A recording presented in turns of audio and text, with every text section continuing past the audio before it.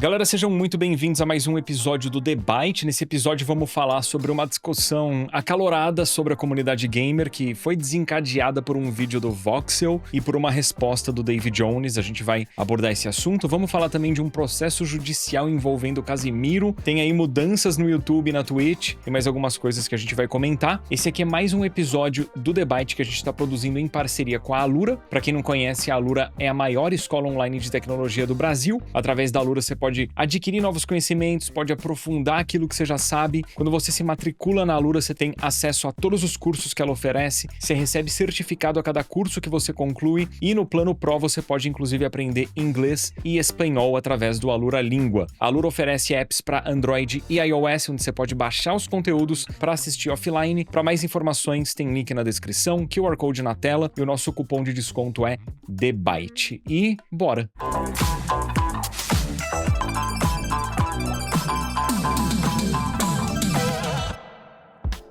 Bom, pessoal, é isso aí, começando mais um episódio do The Byte. Vamos falar aqui da treta do momento, né, envolvendo a Voxel e o David Jones. Pra quem não conhece, a Voxel é um jornal de games, um canal também, site, canal com quase 1 milhão de inscritos no YouTube. E o nosso David Jones, né, dispensa aí apresentações, mas pra quem não conhece, ele tem lá o canal Gameplay RJ, tá no Flow Games e no Flow Esporte Clube também. Fora isso, essa discussão toda envolveu também um monte de gente dos games que ficou meio do lado do David Jones, meio do lado do Voxel e, de certo modo, dividiu aí a comunidade. Resumindo um pouquinho a treta, tá? Ela começou basicamente quando a Voxel lançou esse vídeo aí que tá na tela agora, argumentando basicamente que essa é a geração de games mais chata de todos os tempos, digamos assim. Especialmente por gostar de reclamar e não ficar muito preocupada com o jogo sair pra depois fazer alguma crítica ou algo desse tipo. Daí o David Jones, no seu canal de opinião, reagiu ao vídeo, discordando de praticamente tudo que foi dito pelo pessoal da Voxel, o que deu, né, o que acabou dando uma viralizada bem forte no conteúdo e o que acabou levando a Voxel a criar um novo vídeo, né, publicar um novo vídeo, falando aí, meio que respondendo às críticas não só do David Jones, de outros também criadores da comunidade e tal, dando uma cutucada no próprio Dave e que por final, para finalizar esse resumo, o último vídeo, digamos assim, da discussão que inflamou a internet foi do próprio David Jones novamente, meio que respondendo às críticas desse segundo vídeo da Voxel. A questão e que eu quero trazer logo para vocês aqui, pessoal, para que tanto você, Edu, quanto Van Depp possa comentar, não é necessariamente a respeito da treta em si, né?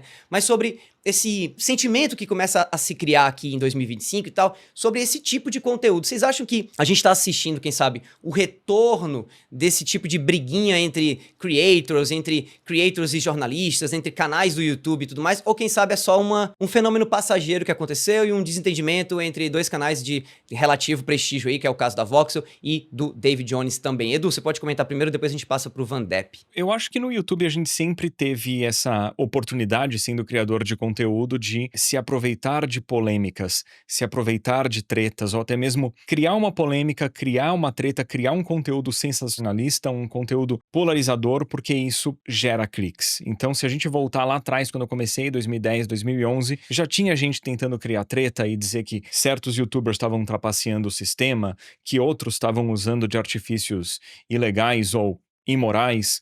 A gente vê ao longo dos anos diversos movimentos de tentar atacar canais grandes e de canais pequenos muitas vezes se fazerem de coitados, de serem vítimas. Então isso é algo que acontece há anos. A gente inclusive tem o Treta News, New York Treta, canais que abertamente falavam de polêmicas envolvendo aí canais pequenos, médios e grandes. Nada de errado com isso, desde que não haja desrespeito, desde que não hajam acusações falsas, etc. Eu me incomodo com questão de caça às bruxas, me incomodo quando um fato, um acontecimento é mostrado por um viés que é a favor ou contra uma linha de pensamento, ou quando a gente tem fatos sendo parcialmente mostrados ou manipulados. Eu vejo problema nisso, mas eu acho que, obviamente, a gente precisa defender a liberdade de expressão, mesmo que ela vá contra aquilo que a gente acredita. Agora, dando uma ênfase nesse caso em específico, a primeira coisa que eu vou falar é o seguinte: eu não assisti o vídeo inteiro do Voxel, eu não quis assistir porque eu achei a comunicação muito sensacionalista, não gerou empatia comigo e eu acho que é uma comunicação que não gera empatia por parte do público que discorda da mensagem que está sendo passada. E eu não assisti o vídeo do Dave também, porque o vídeo do Dave muito longo, eu vi que acho que tinha uns 45, 50 minutos. E depende do da Voxel, né, também. Sim, e depois você fala, eu nem sabia, mas você falou que teve vídeo resposta, etc. Uhum. Eu não assisti. Mas eu vou passar o meu ponto de vista a respeito da comunidade de games, que eu acho que sim, a comunidade, isso não é de hoje, é de muitos anos atrás, vem focando em treta, em picuinha, vem dando ênfase em elementos que eu não considero nem relevantes, nem importantes. Se as pessoas estão no direito de fazer isso, eu simplesmente não tenho interesse em consumir esse tipo de conteúdo ou gerar esse tipo de conteúdo. Mas eu acho que no momento existe muita polarização.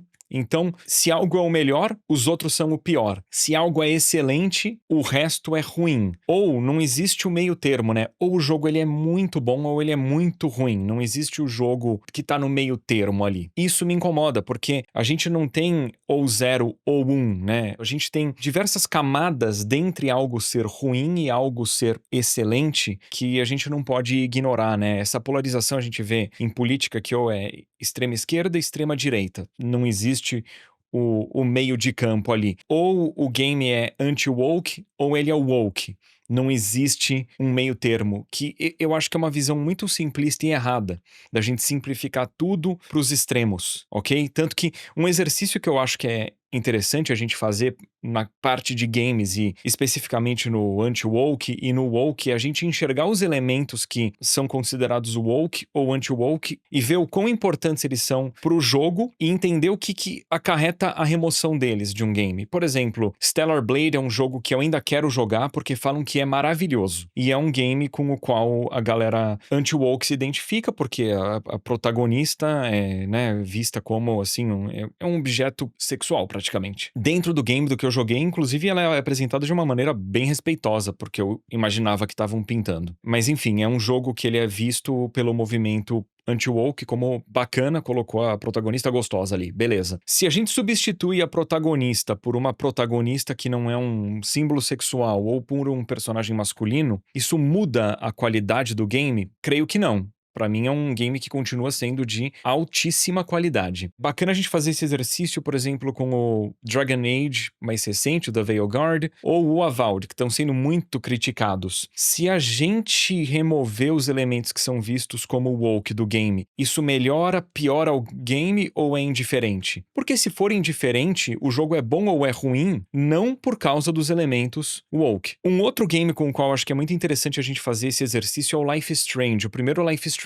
Por quê? Ele é um game que aborda com muito respeito temas como depressão, suicídio, comunidade LGBT, né? Tem toda uma questão ali de bissexualidade no game. Se a gente remove esses elementos do jogo, eu acho que Life is Strange sai perdendo. Então, pra mim, ele é um game que ele tá dentro do movimento que vão chamar de woke, mas pra mim ele faz isso de uma maneira muito incrível, porque os elementos que estão sendo inseridos ali, eles fazem parte crucial do game, são inseridos com muito respeito e é um jogo que tem muita qualidade. O jogo precisa agradar a todos? Não precisa, tá tudo certo. Com a pessoa não gostar, e pra mim também, as pessoas elas precisam ter a liberdade de anunciar, tal jogo tem tais elementos que me desagradam, não vou jogar. Eu acho que as pessoas precisam ter essa liberdade, mas eu acho que é muita inocência você simplesmente eliminar um game e torná-lo ruim porque ele tem certos elementos ou não tem outros elementos. Enfim, é uma visão geral do que eu penso e eu não tô falando isso pra não me posicionar, pra não me jogarem em tal grupo ou em outro. Eu me vejo mais no meio termo, sem ir pro extremismo do woke ou do anti-woke, porque eu acho que existem jogos, sim, com exageros. Eu acho que alguns jogos tentam fazer inserções demais, sem fazer isso de maneira bem feita e sem que haja contexto, e ao mesmo tempo eu não me incomodo com games que têm inserções de minorias, sejam inserções que agregam pra trama, ou inserções que estão ali simplesmente porque é uma minoria que, ao gerar visibilidade para essa minoria, isso agrada aquela minoria e com razão, né? Mas enfim, falei demais, vou passar a palavra pro Vandep. Sobre o assunto em si, né, eu concordo com a opinião do Edu, que fui ver o vídeo, é a Voxel, ou Voxel, eu não sei se eu não sabia se era o cara ou é o grupo, desculpa, vocês dois, cada um fala um pronome. Já que a gente está discutindo pronome, eu não acompanho, eu não sei, eu não quero ser desrespeitoso.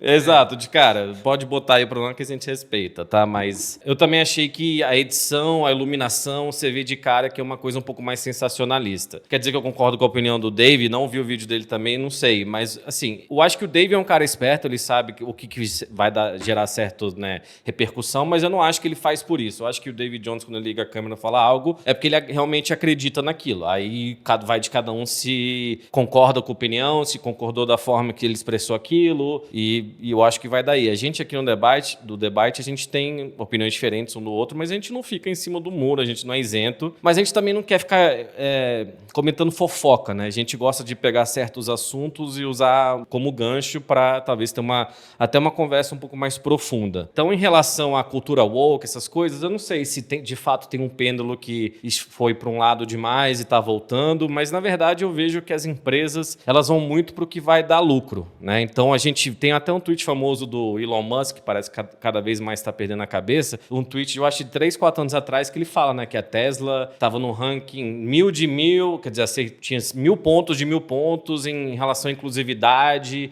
e que se você não gosta de inclusividade e a comunidade LGBT, que não compre o carro e tal. Tem foto do Zuckerberg com arco-íris, e hoje em dia os dois, né, foram uma toada, estão andando de mãos dadas com Donald Trump. Então, de novo, isso vai da política pessoal de cada um. Cara, se eu tô, por exemplo, eu vou dar um exemplo concreto. Se eu tô indo jogar um jogo e tem as opções de pronomes e tem um pronome que não é ele, ela, eu não vou pensar 2 segundos sobre isso, tá ligado? Eu vou escolher o pronome que eu quero escolher ele, porque eu sou homem. E é isso, não vai ser algo que me incomoda. Se aí a discussão em relação ao woke e não woke, eu não sei, o chat pode até falar, mas se vocês forem respeitosos, né? Porque parece que qualquer coisa, né, até dentro do que o Edu tocou, qualquer coisa que tenha a ver com política, as pessoas ficam muito fervorosas e parece que a gente não consegue ter uma área cinza. E não é um papo isentão centrista que é muito comum também de muita gente para não se posicionar, né? Porque eu acho que as coisas são mais complexas que isso.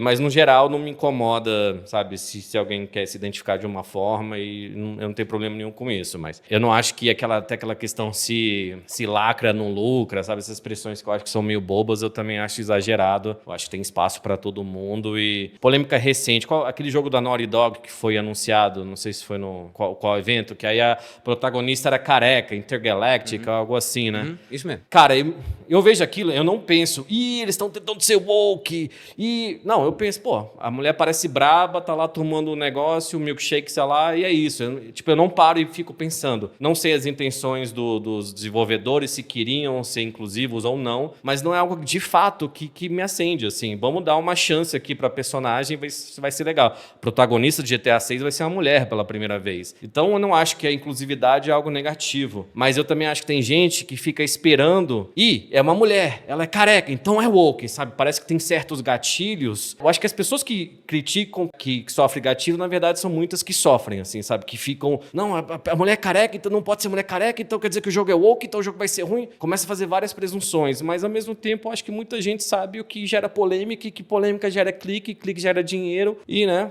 Então, não sei, no geral, não é algo que me incomoda. Eu acho que a gente está chegando num ponto estabilizado. A indústria de games passa por altos e baixos, então talvez as empresas estão tentando achar a melhor forma também de lucrar, mas... Eu quero até fazer uma pergunta para vocês já, mas antes, só para comentar também, e até dar um pouco aí de contexto, além do que vocês falaram. Eu gostei muito do exemplo que o Edu trouxe dos 3 jogos, né, do Dragon Age Veilguard, do Avowed e do Life is Strange, porque para mim, os 3 servem muito bem para entender e exemplificar o que é essa discussão toda sobre woke ou anti-woke hoje em dia na indústria dos games. O Life is Strange é um jogo que tem uma posição, na minha opinião, política clara, porque ele abraça certas questões que hoje, para um grupo de pessoas, é problemático, por qualquer motivo que seja problemático, mas ele abraça de uma maneira muito, na minha opinião, óbvia, sincera, honesta. Em que sentido? No sentido daquilo ali fazer parte do plot, aquilo ser importante para a construção da personagem. Como o Edu mesmo falou, se você remove isso do jogo, eu acho que o jogo sai perdendo. No caso de Avowed, que tem algumas questões que o pessoal tem, né, correlacionado com o movimento woke e tudo mais,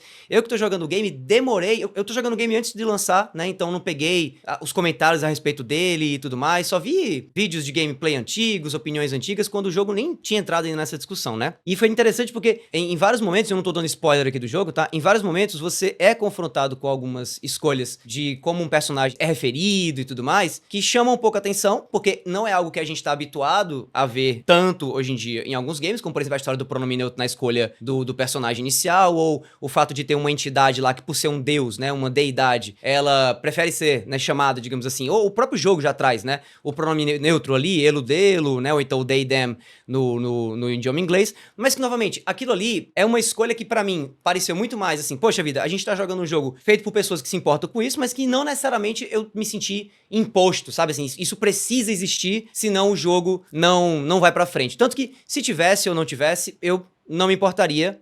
Tanto que nem me incomodei e nem achei algo incrível. Dragon Age Veilguard eu não joguei muito, joguei pouquíssimo, não joguei a fundo. Sei que é um jogo que tem, talvez, segundo alguns, mais questão relacionada a isso, né, do Woke e Anti-Woke, do que esses dois que eu mencionei anteriormente. Mas também, assim, como eu não joguei, eu não tenho como muito opinar demais. Mas eu acho que a gente tá entrando hoje em dia num contexto de games, cara, que é importante que todo mundo que acompanha o debate comece a assumir uma postura um pouco mais madura a respeito desse assunto, porque eu acho que no fim do dia se resume a muita questão infantil de discussão, que é o quê? Cara, cada dia que passa, o número de pessoas que jogam videogame aumenta. Cada dia que passa, novas pessoas com novas sensibilidades, novas visões de mundo entram nesse mercado e querem produzir seus jogos. Pra mim, a grande questão é se aquilo que tá sendo colocado ali no jogo é algo que está sendo imposto ao jogador ou se é alguma coisa de fato opcional. Ou se é algo que não vai atrapalhar o gameplay, independente se a pessoa gosta ou não gosta. Porque no fim do dia, a gente está falando de mercadoria, a gente está falando de jogo que é vendido. Então, se aquilo vai afetar as vendas de um jogo por algum motivo, quem sabe lá na frente, as empresas corrijam os seus erros, digamos assim. E até nessa fala do Van Depp, do pêndulo tá mais para um lado ou para o outro,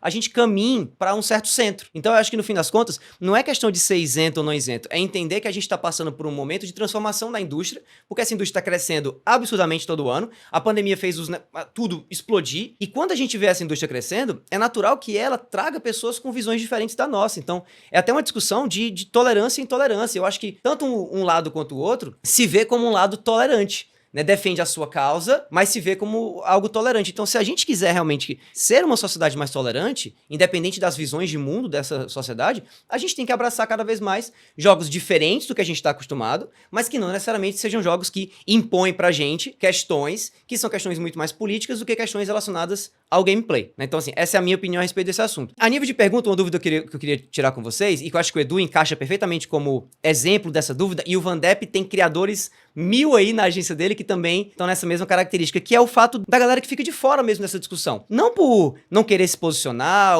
mas simplesmente por não achar que isso, digo assim, é válido do tempo deles, né? Um exemplo disso é o funk. Tem até um tweet que eu vou colocar aí na tela, vou pedir pro nosso editor colocar na tela, né? Tá, que traz a foto do funk, uma belíssima foto, inclusive, do funk na praia, e aí traz lá, do nada, de graça, uma descrição sobre o nosso querido Funk Black Ed. E coloca lá, não se envolve em treta, não se envolve em briga política, é sempre na dele, nunca precisou fazer rage bait para ter engajamento, é um dos pais do youtuber game brasileiro, ou seja, tá aqui há muito tempo, tem um canal de games foda e divertido, e já foi desempregado, que também é um ponto extremamente importante e relevante pra gente fazer a timeline aí do funk. E é isso, cara, simplesmente Funk Black Cat. E aí eu queria perguntar pra vocês, posso começar pelo Van Depp, depois passo pro Edu. Van Depp, existe benefício em você ficar isento dessas discussões? E qual é a melhor forma de você se isentar disso, mas não porque você não quer se envolver, porque realmente isso não faz sentido pra você? Cara, vamos lá, uma boa pergunta. E aí eu acho que isso vai não só para qualquer criador de conteúdo influenciador, isso vai para qualquer pessoa. Eu já fui um cara que me posicionei muito mais politicamente, tanto em redes sociais, até no programa que eu fazia. Eu sempre deixei muito claro minhas ideias e quem eu não gostava e quem eu gostava, mas, né, eu acho que geram muito desgaste. Então, às vezes você tem que preservar teu bem-estar, você tem que preservar tua cabeça, tua família, muitas vezes, de fato, aí se você é um criador de conteúdo influenciador, sabe? Porque às vezes uma manifestaçãozinha que você faz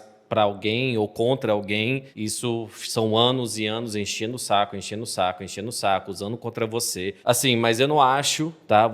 O tweet do Funk eu também vi, é muito engraçado, o Funk é um cara unânime também, muito tranquilo, e aí eu não tô falando dele no que eu vou falar, mas eu não acho que inatamente você não se expressar politicamente é uma coisa boa ou não. entendeu? Eu acho que, às vezes, assim, Wander, você agencia um monte de pessoas. Você acha que as pessoas deveriam usar a influência positivamente para manifestar quem eles votaram, quem não votaram, quem eles querem que ganhe uma eleição, o que eles acreditam? Sim, se é deles, se é um negócio deles. Sim, se eles estudaram, se é uma paixão, se você quer participar dessa luta, se você vê algum grupo, justamente, passando por alguma injustiça, alguma pessoa, alguma situação, o país sendo comandado por uma pessoa que você não gosta, né? Tipo, a política mundial está num momento caótico. A gente teve um momento na sala, na Oval Office lá do presidente Trump, entre ele e o presidente da Ucrânia, que eu nunca vi algo, independente de quem você concorde, mas eu nunca vi uma coisa assim, um presidente, não outro, gritando, tipo assim. Então a gente está passando por um momento político e da cultura mundial, do zeitgeist, uma palavra que a gente já usou aqui, muito estranho, sabe? Parece que o planeta meio que acabou. Então, voltando um pouquinho, cara, eu acho que, às vezes, o centro não é a resposta, né? É bom ter coisas balanceadas, mas às vezes não é.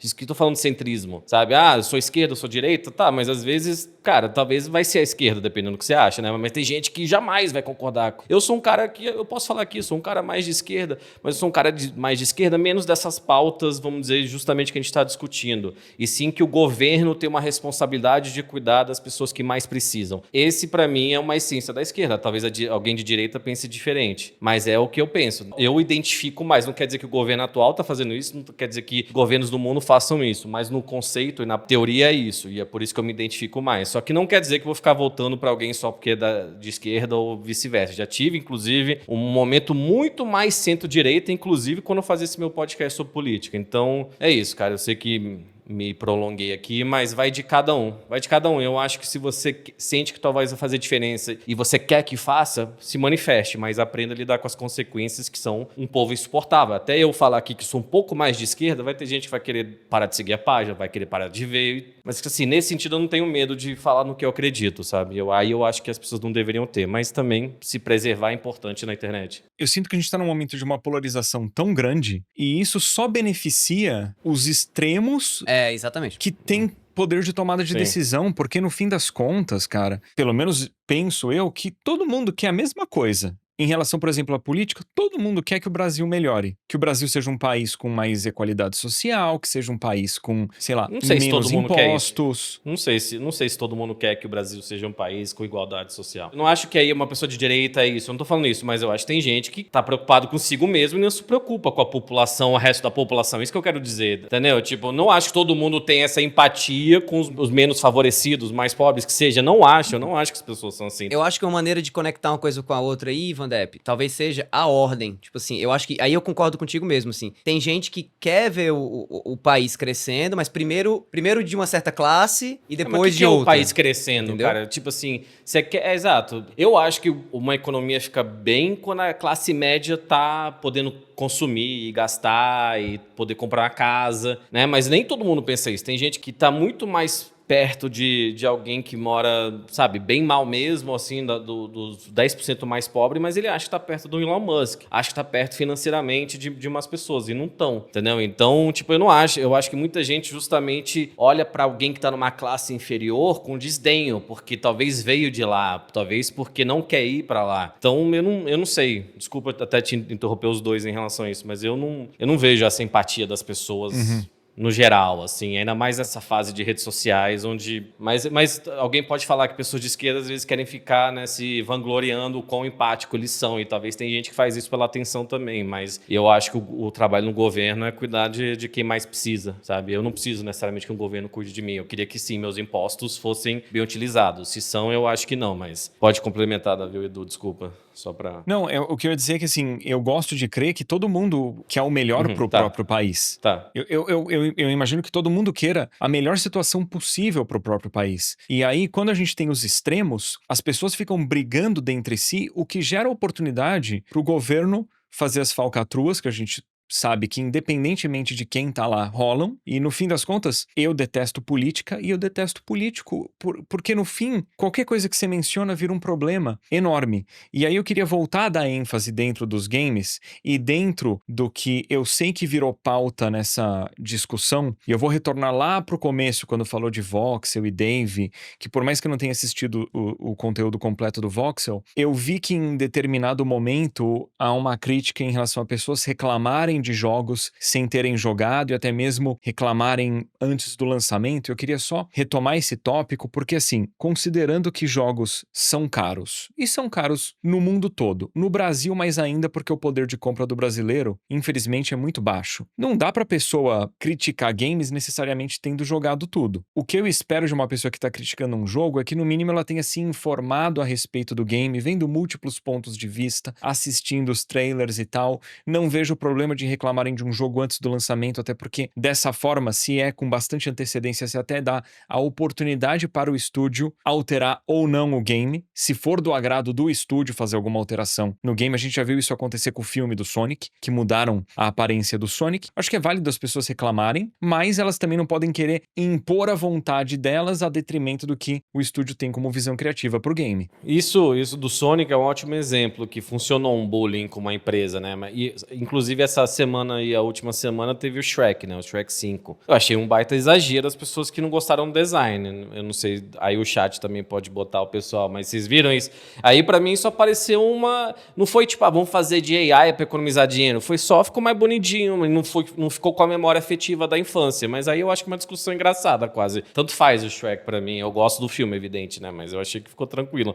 Não é algo que me preocupa, que eu vou gastar energia com o design do Shrek, é isso que eu quero dizer. E aí é aquilo que a gente volta de você, às vezes, criar quase que uma indústria paralela da reclamação. Tipo assim, eu tenho... Sim, saiu alguma coisa nova. Cultura não tem da nada pra revolta. reclamar. É a cultura da revolta, isso. Exato, eu vou encontrar uma coisa pra reclamar, eu vou encontrar uma coisa pra achar ruim, porque isso vai gerar hate ou vai gerar algum tipo de efeito aí, sei lá, e isso vai bombar os meus números. E até o pessoal da Voxel inclui isso na fala deles, lá, meio que criticando esse tipo de postura, não só de criadores de conteúdo, mas de todo mundo, porque não é só criador de conteúdo que faz isso hoje em dia, né? Todo mundo faz atrás do seu biscoitinho. E eu concordo, eu acho que a gente...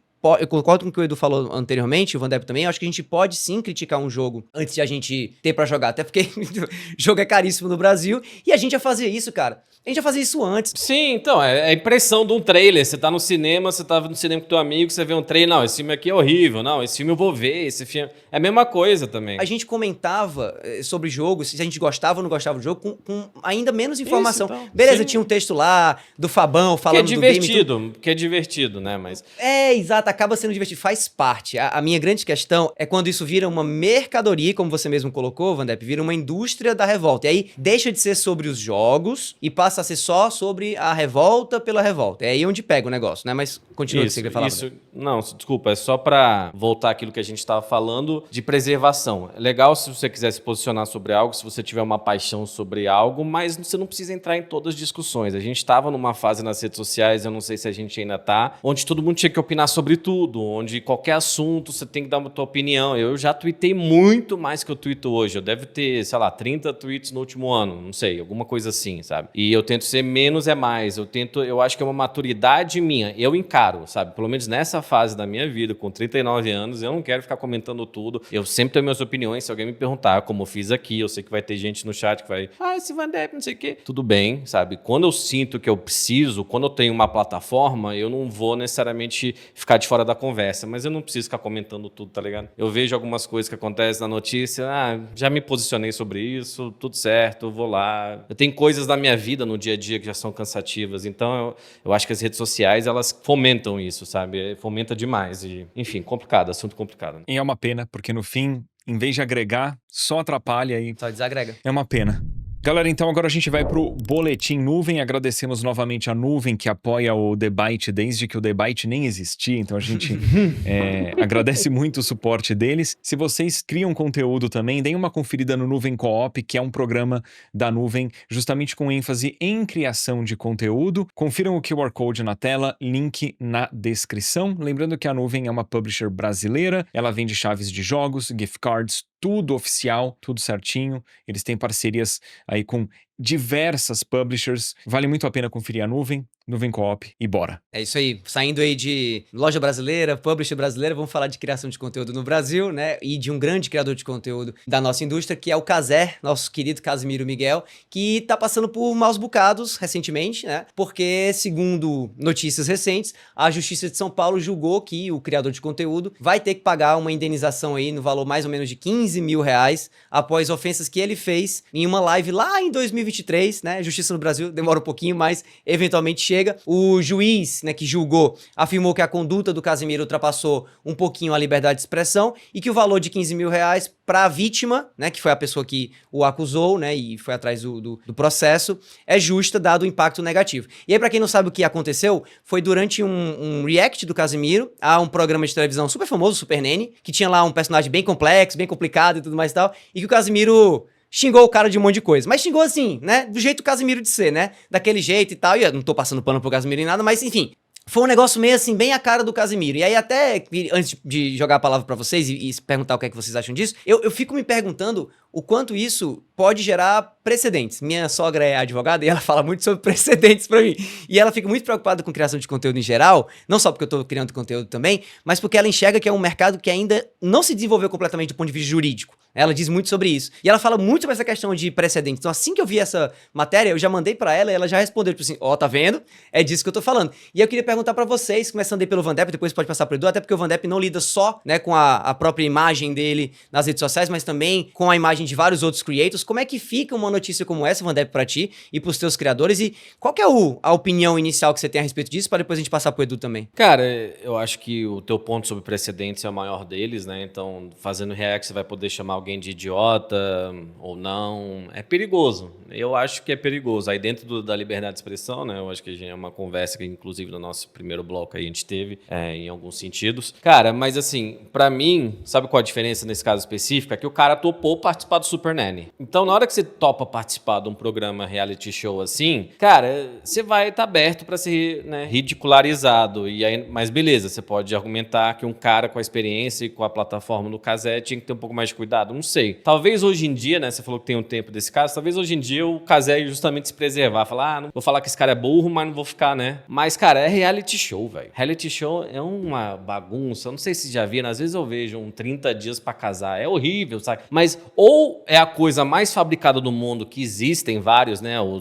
dos Kardashian lá, da Kim Kardashian, aquilo é tudo roteirizado. Ou são as pessoas, de fato, por favor, ninguém me processe que eu não vou falar especificamente, mas são as pessoas mais idiotas do mundo, cara. Você vê alguém nesses programas da TLC, esse canal americano que tem na TV a cabo, cara, assim, você fica incrédulo. E são pessoas verdadeiras, porque depois tem, né, os bastidores. Ou seja, muita gente que topa participar e se pagar de ridículo num programa reality show, ele vai estar exposto a crítica, sabe? Tanto que até esses programas, muitas vezes, eles têm reacts dentro do programa, sabe? Passam os episódios, eles contratam 3 blogueiras pra ficarem comentando dentro do canal da TLC. E os caras não ficam falando bem. E recentemente teve um clipe que viralizou, não sei se vocês viram, Montoya, que era a Ilha da Tentação, um programa espanhol que você vai com o teu casal, como casal, e fica cada um no lugar da ilha com um bando de gente gostosa do outro sexo e, né, acontecem coisas. Aí o cara foi correndo, surtou e viralizou muito esse negócio. E o cara pagou de ridículo, desculpa o termo, de corno num programa, mas ele se expôs a isso. Agora a gente não pode falar que ele foi corno quando ele foi. É isso, sabe? Eu acho que na hora que o cara aceita estar no reality show é uma coisa. Se fosse uma entrevista do casal na rua com um cara aleatório, eu acho que eu entenderia melhor. O que você achou, Edu? Cara, eu acho que abre um precedente esquisito, porque, por exemplo, quantas pessoas por aí não fazem conteúdo ou comentam me xingando, falando um monte de mentira, e o precedente? Agora eu saio processando geral também? Eu acho ridícula a situação. Eu não tô falando que eu concordo com a linguagem do Casimiro, e eu acho que a minha linguagem é muito diferente da dele, pela nossa diferença de enxergar o mundo e diferença de criação de conteúdo. Eu tenho colegas que já foram processados e ganharam a causa.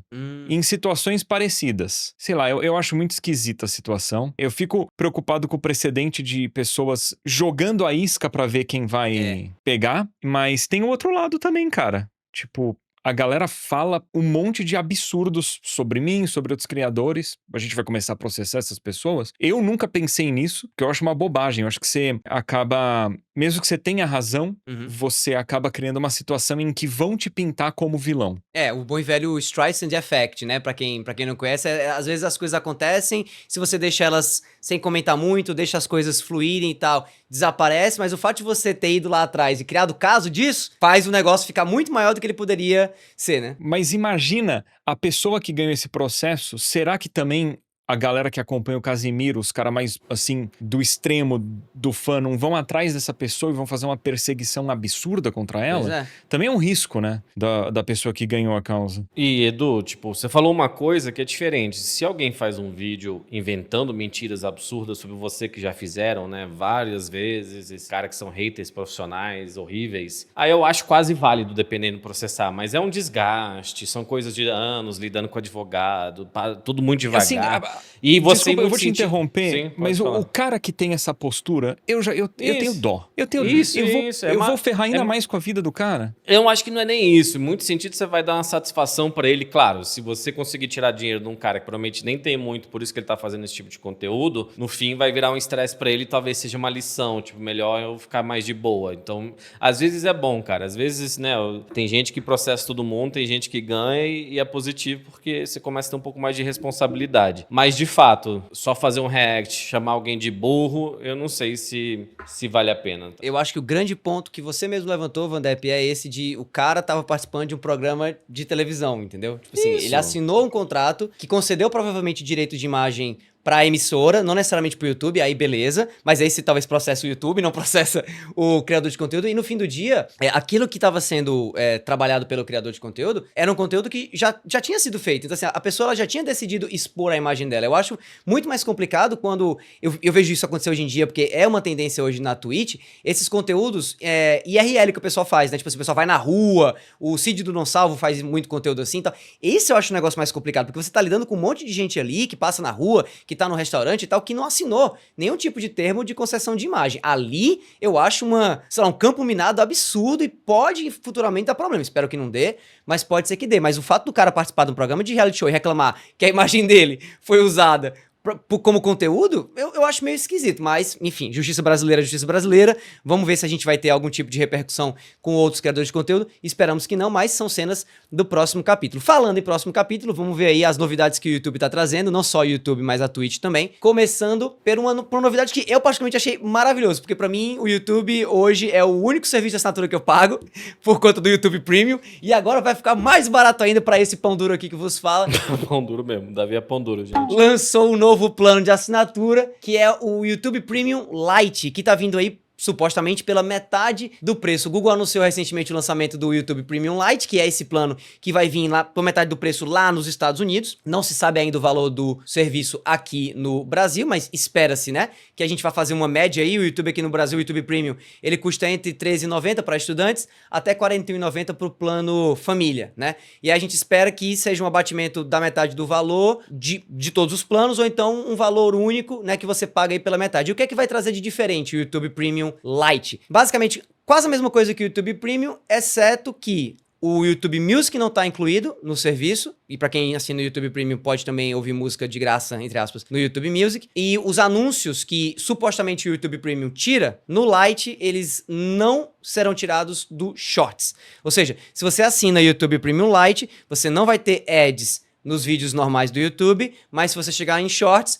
pode ser que você veja eventualmente um ad por lá, e você não vai ter acesso ao YouTube Music. Ah, uma última coisa, que é uma parada que eu me preocupo muito, mas que eu vejo que geralmente o pessoal não se importa tanto assim, deixa aí nos comentários você que paga o YouTube Premium se você se importa, que é o fato de, com o YouTube Premium Lite, você não consegue baixar os vídeos pra assistir offline. E aí eu não sei quem faz isso por aí, eu faço direto, porque eu gosto de levar os vídeos comigo, assim, pra onde quer que eu vá, e eu não gosto de ficar gastando 4G pra rodar vídeos. Mas eu queria saber o que é que vocês acham disso, começando pelo Edu, depois pelo Vandep, aí dessa novidade do YouTube. É a primeira de muitas, a gente vai trazer outras aqui, mas enfim. Fala aí, Edu. Cara, eu gostei de ver a atitude de fazer diferente do que Prime Video fez, que Netflix fez, de tipo, sobe preço e o serviço que você paga tem ad. O YouTube veio com uma solução que ela é mais barata e ainda assim, pelo menos para os conteúdos que eu consumo, que é vídeo de longo formato, segue sem ad. Se eu não me engano, essa versão nova, ela vai perder uma feature que eu quase não uso, que é de você deixar um vídeo tocando no background. Mas eu tô em confesso paz que eu com não isso. sei, também. provável. Isso Eu tô em paz com isso. Mas assim, cara, eles não estão tirando nada de quem já assina e estão dando uma opção nova mais barata. Eu achei excelente. Vira e mexe, aparece um tweet, seja em inglês, desses que são reciclados no Twitter, de tipo, YouTube Premium é um caminho sem volta, YouTube Premium é um caminho sem volta. volta, né? Porque realmente quando você paga e você vê a melhor plataforma de conteúdo do mundo, pra mim, disparada, assim, às vezes, se pudesse escolher uma plataforma pra ficar, que você pudesse só ver, você não teria acesso a Netflix, seria YouTube, assim, cara, você pode passar o resto da vida vendo o vídeo, é cada vez melhor o YouTube, né? Mas, cara, eu acho que tem uma normalização que não é em relação a isso especificamente, de pagar uma inscrição e ver ad. Eu acho isso um absurdo, saca? Quando você, o HBO, Prime Video, o que você pagava antes, agora você tem que aumentar pra ser... Cara, eu acho que eu pago quase R$60 de Netflix, eu devo ver alguma coisa por mês lá, saca? Só que eu acabo deixando tudo, eu pago Paramount, pago tudo, HBO, pago... Só que às vezes eu começo a achar um absurdo, porque eu pago R$41 no YouTube Premium e eu pago pra mim e pra mais 5 pessoas da minha família, sabe? Pessoas que não teriam e não teriam que ver um monte de propaganda e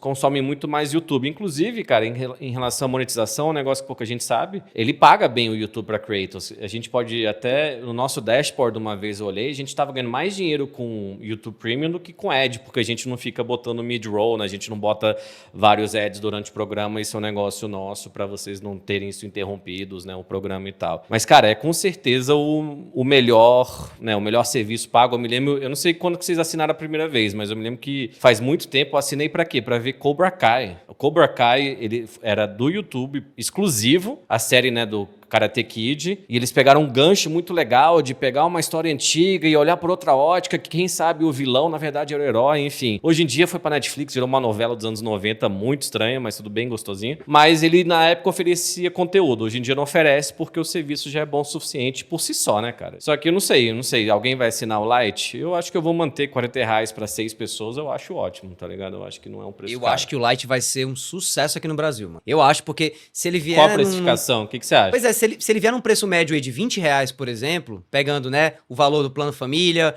o valor Quanto do que é plano o estudantil. valor individual hoje em dia do YouTube Premium?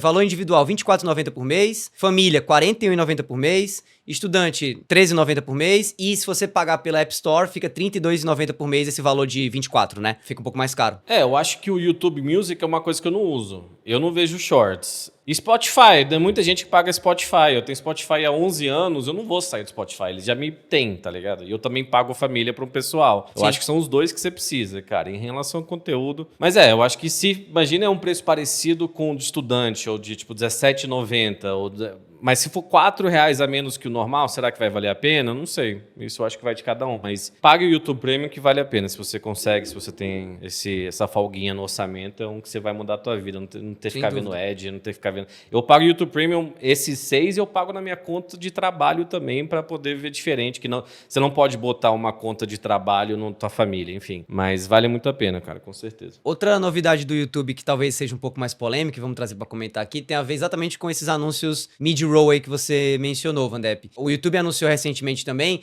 que ele vai mudar a exibição dos anúncios mid-roll, que são esses que aparecem no meio do vídeo, né? A ideia é evitar que esse tipo de anúncio atrapalhe o consumo do conteúdo, segundo o YouTube. A partir do dia 12 de maio desse ano, esse tipo de ad vai passar a surgir em pausas ou em transições naturais sugeridas pelo próprio algoritmo do YouTube, segundo a plataforma, né?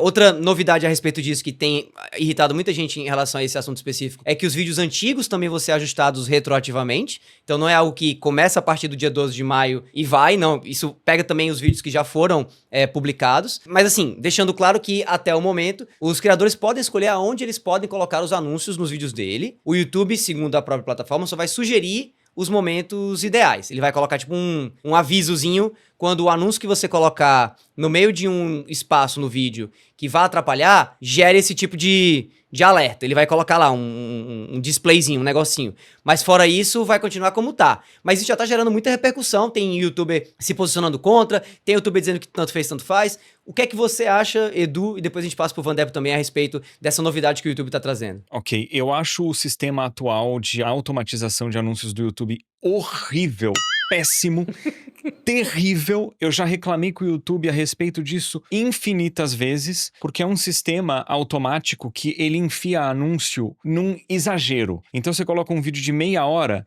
ele coloca ali 10, 11 anúncios, o primeiro no primeiro minuto, sabe? Aí outro no terceiro minuto do vídeo. É um exagero que não faz sentido. Então, eu já há muitos anos insiro manualmente os anúncios nos meus vídeos, que eu coloco a cada 7, a cada 10 minutos em locais que são mais naturais, que não geram uma interrupção no meio de um diálogo, de uma fala minha ou do jogo que eu estiver jogando, no caso de gameplay. Infelizmente, quando você troca de network ou você entra pro programa direto de parceria do YouTube sem network, você tem que remonetizar todo o conteúdo do canal. No caso do meu canal, eu tive que colocar muito vídeo ou sem anúncio intermediário ou no sistema automático que eu não gosto, porque não dava pra eu voltar em 5.000 vídeos e arrumar manualmente. Mas me incomoda tanto o sistema automático do YouTube que vídeos importantes do canal eu voltei manualmente pra arrumar, tipo episódio 1 de série de The Last of Us, God of War, Mario Odyssey, etc. Eu fui e voltei em vários, em dezenas e arrumei manualmente. Esse sistema novo, se ele deixar os anúncios a cada 7, 10, 12 minutos,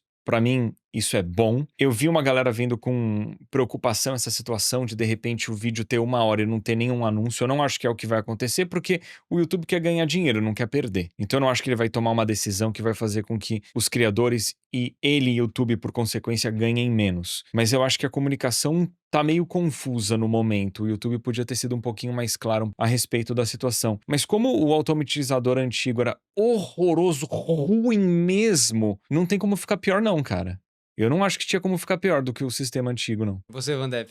Eu não sei se a decisão que eles tomaram é porque eles achavam que as pessoas passavam muito ad ou pouco ad, né? Tipo, não sei, porque você falou o YouTube quer mais dinheiro, mas aí se o YouTube ganha mais dinheiro, os creators também ganham. Então, eu não sei como vai funcionar uma automatização, se é um AI aí que vai identificar uma pausa ou se é pelo volume da voz. Mas é que nem todo mundo tem uma experiência que nem o Edu de saber o que funciona, quando inserir um ad, quando não inserir um ad. Mas não sei, eu não gosto muito desse sistema super automático, por mais que o YouTube sempre tá trazendo ferramentas novas, então isso que eu acho legal. A gente reclama muito da Twitch, que a gente vai comentar um pouquinho agora também, mas o YouTube sempre tá pelo menos experimentando. Eu acho que eles testam internamente, botam no mundo e aí se realmente não funciona, eu acho que eles voltam. Eu acho que o YouTube é uma das poucas plataformas que não é só a gente gosta e admira, como acho que tem crédito, sabe? Então vamos ver, mas eles já erraram bastante também, não dá pra achar que não. A minha preocupação com esse sistema, ele tem a ver exatamente com o fato do Google lançar essas novidades. O próprio YouTube Premium Lite que a gente mencionou não vai chegar no Brasil agora, não se sabe quando que vai chegar.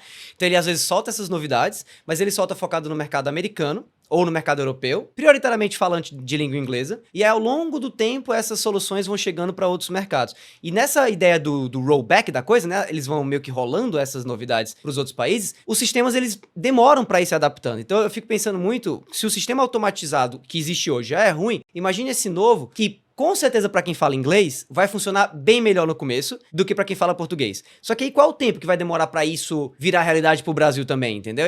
E eu acho que o problema vai ser esse meio tempo, enquanto o sistema vai ser aplicado e o sistema vai demorar para aceitar a língua portuguesa tão bem como ele aceita a língua inglesa. E o fato de o próprio usuário do YouTube, a pessoa que assiste o conteúdo, não sabe se aquele anúncio foi inserido manualmente ou não. Então acho que realmente pode causar alguns prejuízos, especialmente nos vídeos já postados. Eu me preocupo muito nessa história do vídeo já postado, porque como o Edu aí que tem 5.000 vídeos já postados no canal, o Fiaspo foi outro que comentou no Twitter bastante a respeito disso, que, sei lá, tem milhares de vídeos também postados no canal dele. O trabalho que vai dar pra você ir atrás, reposicionar manualmente esses vídeos, ou checar pra ver se o sistema automatizou da maneira correta, colocação do ad no meio do vídeo, eu acho que vai gerar muita dor de cabeça desnecessária. Mas, enfim, realmente isso é o YouTube tentando ganhar dinheiro o máximo que ele pode, não tá errado nisso, e ao mesmo tempo é o YouTube tentando testar novidades interessantes. Assim como a Twitch, que agora tá testando um negócio, não diria novo, porque muita gente faz isso, né, mas talvez novo pra Twitch, né? O que os caras decidiram? Meio que do nada, pelo menos do nada pra mim, pode ser que eu esteja enganado, e aí o Vandé pode me falar assim, não, isso já estava pensado há muito tempo e tal, mas pra mim foi meio do nada. A Twitch vai liberar monetização a todos os usuários a partir da primeira live em 2025, né? A plataforma decidiu, né, permitir agora que todo streamer ganhe dinheiro desde a primeira live. A mudança tá vindo, segundo o nosso queridíssimo CEO aí, o Dan Clancy, para atrair novos criadores e também para combater a concorrência. Ele assumiu, né, que o próprio YouTube cresceu muito em termos de streaming e tal, então para tornar novamente a plataforma da Twitch interessante para streamers, eles agora estão abrindo para geral. Não se sabe muito mais a respeito disso, mas provavelmente a gente vai ver novidades a respeito dessa informação pelas próximas semanas e vamos trazer aqui no debate, mas eu queria passar pra ti, Vandep, impressões gerais a respeito disso. Teve gente já comentando aí no teu casting de creators a respeito dessa mudança, Hayashi, outros que fazem live, ou foi uma novidade pra eles também? Cara, o pessoal não comenta muito, por quê? Porque antes você conseguia monetização como afiliado, e assim, eu acho que era rápido, tá?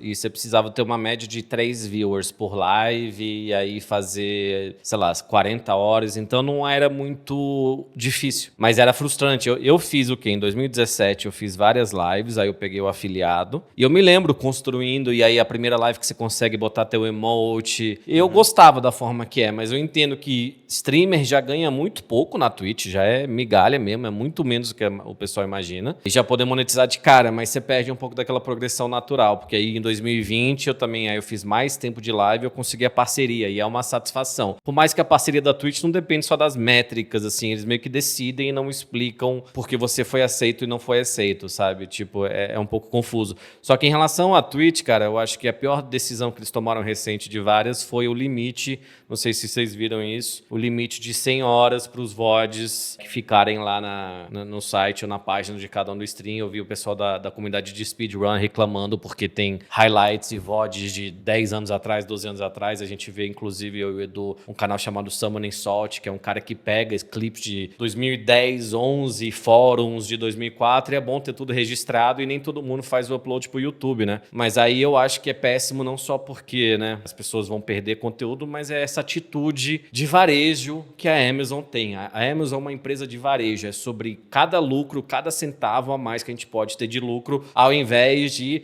a gente tem uma plataforma onde reúne os jovens do mundo de games e as pessoas assistem, uma marca que era super descolada, que é difícil de construir, mas não, cara, isso é uma cultura da Amazon. Tipo, eu até me lembro, quando eu trabalhava na Microsoft, fui na Microsoft, teve um pessoal comentando que tinha uma esposa que trabalhava na Amazon, e lá na Microsoft, nossa, tinha um bando de árvores, e eu não fico puxando o saco de Microsoft, né, mas falava, cara, na Amazon é uma cultura de tipo, tem um canto, uma mesa e umas cadeiras de madeira aqui, a gente senta e vai trabalhar, porque, né, cara, mas tá indo ganhar dinheiro pra Jeff Bezos, é diferente. A Microsoft, você podia pegar leite de aveia e não sei o quê, inclusive peguei umas canetas, roubei, desculpa, Microsoft, mas, e era muito melhor o clima, assim, tinha muita natureza e comida boa, e a Amazon não, a Amazon se preocupa em lucro, eu acho que e fica muito evidente na cultura deles, sabe, então eu acho que a Twitch tá em mais risco até do que parece. Edu, você o que achou dessa novidade? Eu vejo um risco associado com esse lance da monetização, de você ter criadores que foram banidos e simplesmente banidos, assim, por motivo de ter feito coisa ilegal, imoral, fora das diretrizes da Twitch no canal. O cara abre um canal novo, já tá monetizando de imediato. Acho que isso é um risco, né, de você atrair criadores que eu particularmente não teria interesse de ter na minha plataforma, se eu fosse dono da minha plataforma, mas se a Twitch tá disposta a correr esse risco, ok. É positivo que os criadores do bem estejam monetizando o quanto antes, mas talvez isso crie uma falsa sensação de que eles vão ganhar dinheiro e, cara, quando você tá começando é mixaria, nada. Quando eu comecei a monetizar no YouTube, eu lembro que eu consegui monetizar antes de ter a parceria com a Machinima, direto, mas por pouco tempo. Até hoje eu não vi esse dinheiro, porque o mínimo pra você sacar do AdSense é $100 e eu consegui, acho que 49 ou 51, e ficou faltando, né, os outros 49 ou 51 pra eu poder sacar o dinheiro, sabe? Então eu acho que a galera talvez tenha expectativa de entrar e tirar uma grana, vai ter um choque de realidade. Isso que o Vandep falou de ser uma mentalidade de varejo, combina muito com essa que eu falo agora, Edu, porque você é a cara da promoção de vendas, do varejão, de tipo chamar as pessoas, porque liquidação, queima de estoque, vamos lá, vender até a última unidade, aí quando você chega achando que você vai encontrar o produto dos seus sonhos ali, que você estava namorando há várias semanas, olhando ele ali na estante, tá? Quando vê não tem nada lá, porque só tá lá as rebarbas, o que sobrou, digamos assim, né? Não que a grana que um streamer que acabou de entrar na Twitch não seja importante, cada centavo importa, isso aí a gente, com certeza, todos os três aqui concordam que é essencial, mas é muito importante também analisar pela ótica da plataforma o que é que a Amazon quer com isso. De uma hora pra outra a Amazon virou boazinha, a Twitch virou boazinha, abriu os cofres e vai dar dinheiro pra geral? Não, ela quer atrair pessoas que estavam olhando a comparação entre Twitch e YouTube e começando a olhar, rapaz, o YouTube não é tão ruim assim não. Quer saber? Eu vou começar, se é pra começar em algum lugar, eu vou começar no YouTube. Então assim, é uma tática, de certo modo, bem apelativa, né? que vai beneficiar algumas pessoas, mas eu acho que no geral, realmente, como o Edu mesmo falou, vai ser um choque de realidade. Como talvez aconteça choque de realidade também para a sociedade americana, mas não vamos falar da sociedade americana aqui, vamos falar sobre o impacto disso na indústria dos games. Impacto de quê? Das tarifas do Donald Trump. Sim, The Byte vai falar sobre isso, porque isso pode impactar o mercado de games. E quem tá falando isso não somos nós, são analistas respeitados da indústria. Alguns deles têm afirmado recentemente que os novos impostos que os Estados Unidos têm colocado sobre produtos da China, do Canadá e do México vão aumentar os preços de jogos e consoles nesse ano de 2025. Inclusive, algumas lojas já saíram com comunicados avisando que a taxação de até 25%, mais ou menos aí que o Trump está propondo e já implementando, vai impactar sim os consumidores. As próprias lojas estão dizendo isso lá nos Estados Unidos, principalmente do mercado de mídia física. Por quê? Porque tem muito jogo mídia física que ele é fabricado no México e aí incide taxação lá. O console que é da China incide taxação lá também. Então tem gente estipulando que pode ter taxação de até 40% em cima do produto final, especialmente mídia física. E aí o que é que uma loja pode optar a fazer? Simplesmente não vender mais esse produto mídia física para não ter que ficar manipulando o preço ou incorrendo de custos, quando na verdade o que a loja vai querer também é ganhar dinheiro em cima disso. Edu, o que é que você acha? Primeiro, você acha mesmo que algo desse tipo pode acontecer a partir do que o Donald Trump tá colocando em termos de tarifa, ou as lojas vão ajustar os preços e tudo vai dar certo no final? E também, obviamente, a sua impressão geral a respeito desse assunto sobre o que está acontecendo lá nos Estados Unidos e o que pode impactar aqui no Brasil. Eu acho que pode ter sim uma questão de aumento de preço, né, nos consoles e nos jogos. Tem jogo que o disco é produzido no México, a embalagem vem de outro lugar, então assim, cada caso é um caso, né, depende, né, do jogo, do console, do periférico, mas eu acho que tem potencial para dar ruim sim, para aumentar o preço, no fim das contas, para o consumidor final e também para as lojas, e no fim das contas as tarifas gerarem mais dor de cabeça ali para o meio de campo, né, as lojas e os consumidores finais, e no fim das contas gira menos dinheiro na economia porque as pessoas estão comprando menos, e aí se as tarifas compensam ou não isso, é outra história. Uma coisa que eu posso dizer, morando no Canadá, é que o Donald Trump conseguiu fazer os quebecois serem canadenses orgulhosos. Sim. A gente tem sempre o papo dos quebecois quererem a independência, que quase rolou, né, a independência de Em Quebec, 92. a parte francesa do Canadá, e agora eles são canadenses orgulhosos de repente, cara.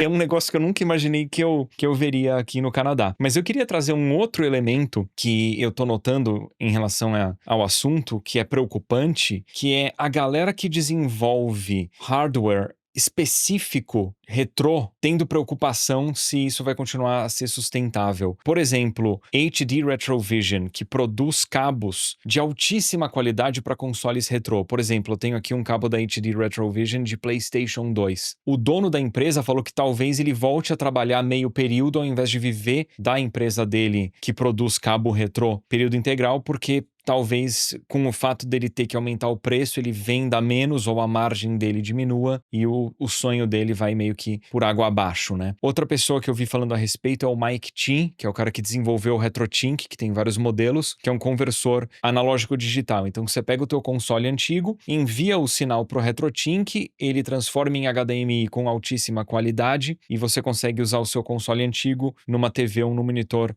moderno. E ele comentou que não sabe se isso vai ter um impacto, talvez ele tenha que aumentar o preço dos produtos dele. Os produtos dele já são caríssimos, porque usam chips FPGA de alta qualidade, componentes, né, mais caros. Então, assim, RetroTink 4K é 700 e poucos dólares. Se ele tiver que aumentar o preço porque os componentes estão vindo de fora... Vai ficar inviável. Então assim, é uma pena que talvez isso inclusive inviabilize não só a mídia física de consoles atuais, aumente o preço de consoles atuais, mas também tem um impacto ainda maior nos consoles antigos, que são um nicho e talvez fiquem insustentáveis com essas tarifas.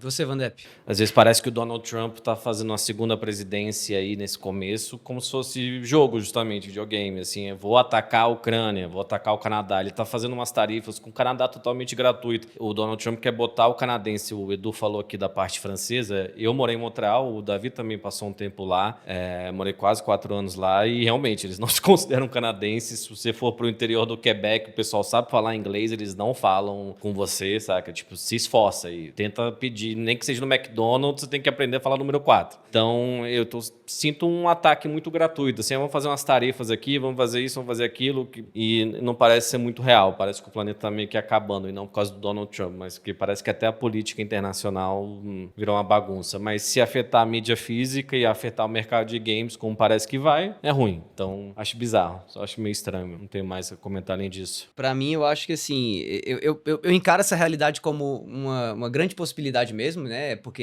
eu não vejo essa guerra tarifária do Trump acabando tão cedo. O cara trouxe muito isso, né, durante a campanha dele. Muito, muito, muito. Eu acho que o povo americano hoje, que votou nele, né, que foi a maioria, tá apoiando isso, pelo menos até começar a pagar mais caro, sim, mas eu acho que mesmo quando começar a pagar mais caro, durante um tempo, vai apoiar, e aí, às vezes, um dano que você gera numa cadeia de suprimento, mesmo que você corrija ele meses depois, ele continua indo, porque ele vai escalonando, né? E isso pode gerar problemas que a gente vai sentir aqui no Brasil por bastante tempo, mesmo o Donald Trump já tendo revertido isso lá atrás. E aí eu fico pensando no efeito disso pro nosso mercado, porque o mercado brasileiro de games hoje, ele já é um mercado complicado do ponto de vista de valores, né? Porque o real se desvalorizou muito e, assim, junto a isso, os jogos ficaram muito caros e os consoles também ficaram muito caros, globalmente falando, né? E aí eu fico pensando, cara, vamos ter mais jogo free-to-play bombando aqui no Brasil, como efeito disso. Eu acho que cloud gaming, apesar da gente ainda ter uma infraestrutura de internet no Brasil ainda muito precária, eu acho que vai explodir aqui.